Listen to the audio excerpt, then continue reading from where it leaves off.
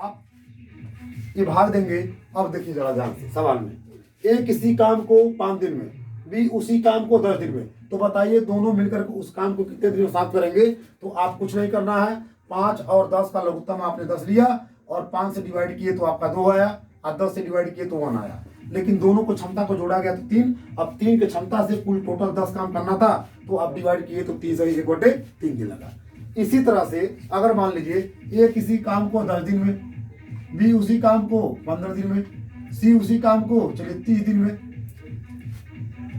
अलग अलग उस काम को क्या करते हैं, समाप्त करते हैं। तो अगर इन तीनों का अगर एलसीएम की बात मैं करूंगा तो 10, 15, 30 में सबसे ज्यादा 30 है। 30 यहाँ रखकर चेक करिए, क्या 30 से 30 डिवाइड हो जाएगा, तो आंसर आएगा हाँ बिल्कुल हो जाएगा। 15 से 30 डिवाइड होगा, बिल्कुल आंसर आएगा कि हाँ डिवाइड हो जाएगा। 10 से 30 डिवाइड हो जाएगा तो आपका वही एलसीएम हो जाएगा। ये पुरानी पद्धति को आप क्या करिएगा, थोड़ा सा आप उसे छोड़ दीजिए।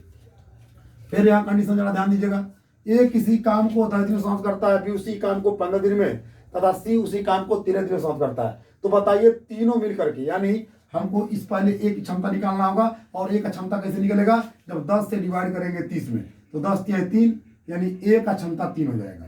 15 दूना 30, बी का क्षमता 2 हो जाएगा। 30 से कम 30 और 30 के हिसाब से करेगा तो उसकी क्षमता क्या है, 1 है। तो ध्यान दीजिएगा, तीनों का कुल क्षमता क्या हो जाएगा, इसको थोड़ा सा ऐड कर दीजिए। 3, 2, 5 और 1 6 ऐड करेंगे तो क्या हो जाएगा, 6 हो जाएगा। अब कुल काम आपका 30 है, तो 30 कुल काम है और क्षमता आपके पास कुल 6 है, क्योंकि तीनों लोग मिलकर उस काम को कितने से समाप्त करेंगे। तो आप ए, बी और सी हो जाएगा, तो आप भाग देंगे तो ए, बी, सी इक्वल टू 6 × 30, यानी टोटल कितना हो जाएगा, 5 दिन में। यानी अगर प्रश्न पूछेगा कि किसी काम को 10 दिन में, बी उसी काम को 15 दिन में, सी उसी काम को 30 दिन में समाप्त करते हैं, तो बताइए तीनों मिलकर के उस काम को कितने दिन में समाप्त करेंगे। तो बिल्कुल आप बड़े आसानी से आपने देखा कि 5 दिन में।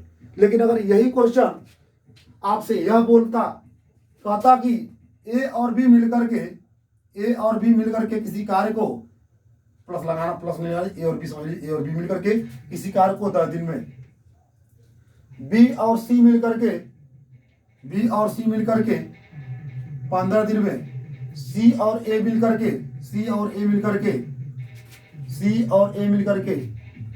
30 दिन में समाप्त करते हैं। सवाल आपका थोड़ा सा रुख बदल दिया है।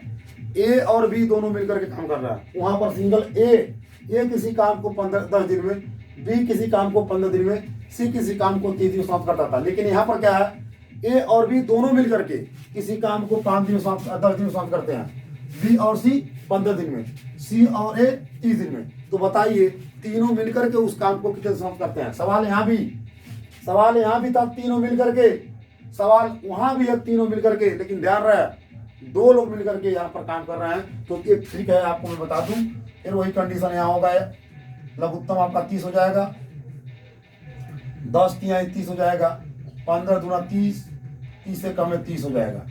अब ध्यान दीजिएगा यहाँ क्या हो जाएगा, इनकी क्षमता अगर देखा जाए 3, 2, 5 और 1 क्या हो जाएगा, 6 की क्षमता होगा।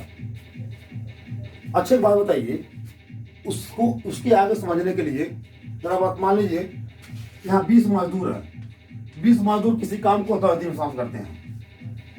अब मजदूर को अगर बढ़ा दीजिए, मजदूरों की संख्या बढ़ाएंगे तो बताइए दिन घटेंगे कि बढ़ेंगे।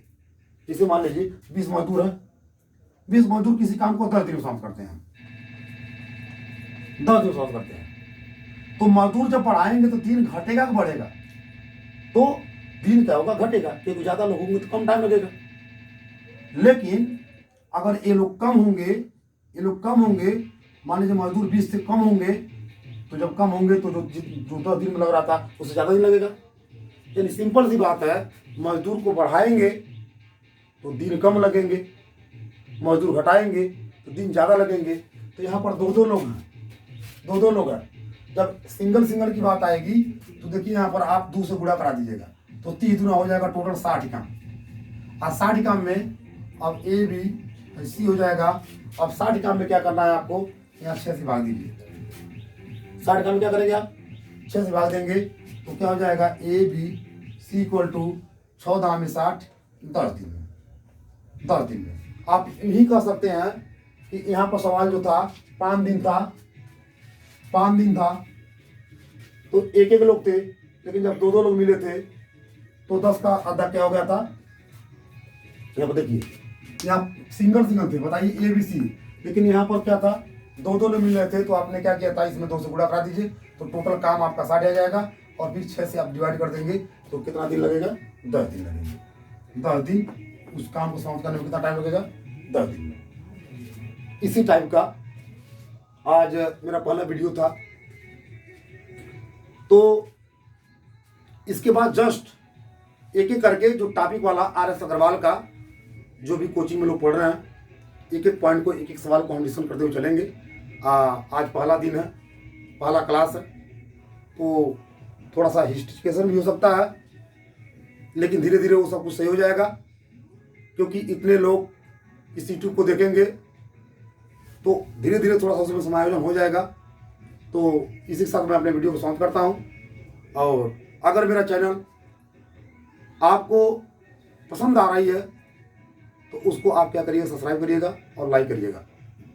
हम देहात के रहने वाले हैं, देहाती भाषा में पढ़ाएंगे, और अगर कुछ त्रुटि होगी तो उसे आप त्रुटि सुधार करके देखने का प्रयास करिएगा। हम भी एक गांव के जन्म में, एक गांव के ही देहात के रहने वाले हैं, तो धीरे धीरे हम भी सीखेंगे, थोड़ा सा आपको सपोर्ट मिलेगा, थोड़ा आप हमें सपोर्ट करेंगे, तो धीरे धीरे हम जो है कि यूट्यूब पे एक एक बात, एक एक वीडियो को हम समझाने का प्रयास करेंगे।